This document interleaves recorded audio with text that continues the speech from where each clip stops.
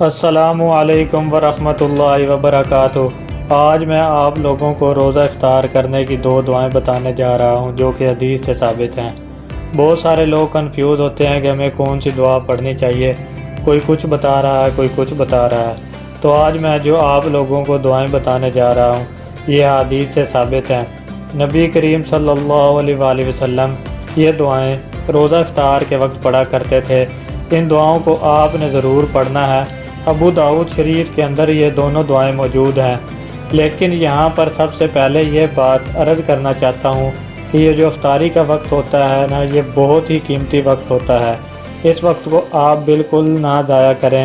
یہ جو وقت ہے یہ قبولیت کا وقت ہوتا ہے۔ اس میں جو بھی دعا کی جائے گی اللہ رب العالمین قبول فرماتا ہے۔ نبی کریم صلی اللہ علیہ وآلہ وسلم نے ارشاد فرمایا، افطار سے پہلے روزہ دار جو دعا کرے اللہ رب العالمین اس کی دعا کو رد نہیں کرتا۔ تو اس وقت جو دعا کی جائے وہ رد نہیں کی جاتی، وہ رد نہیں ہوتی، وہ قبول ہوتی ہے۔ تو اس وقت دعائیں کرنی چاہیے۔ آج کل ہوتا یہ ہے کہ خواتین جو ہیں وہ کچن میں ڈشز بنانے میں مصروف ہوتی ہیں، یا پھر کچھ کچن سے دسترخوان پہ ڈشز سجانے میں مصروف ہو جاتی ہیں۔ گھر کے جو مرد ہیں وہ ٹائم دیکھ رہے ہوتے ہیں۔ یہ جو وقت ہے اس کو ذرا قیمتی بنائیں، یہ بہت ہی قیمتی وقت ہے۔ ہونا تو یہ چاہیے روزہ افطار سے کم از کم 10 منٹ پہلے آپ دسترخوان پہ بیٹھ جائیں اور پورے گھر والے پوری فیملی مل کر اجتماعی دعا کریں یا الگ الگ دعا کریں۔ تو یہ دعاؤں کا وقت ہے، یہ قبولیت کا وقت ہوتا ہے، اسے بالکل ضائع نہیں کرنا آپ نے۔ اور یہ دو دعائیں آپ نے ضرور پڑھنی ہیں روزہ افطار کے وقت۔ وہ کون سی دعائیں ہیں؟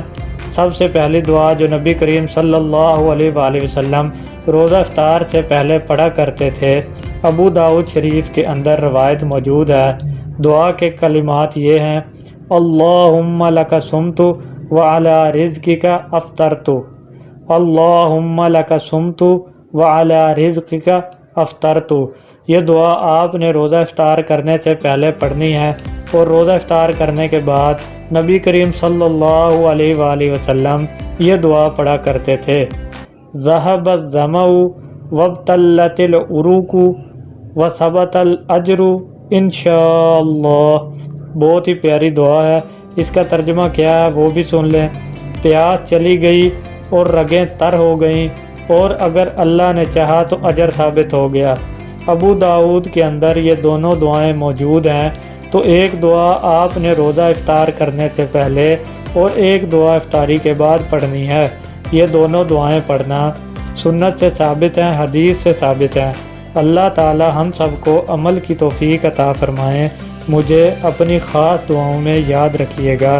السلام علیکم ورحمۃ اللہ وبرکاتہ۔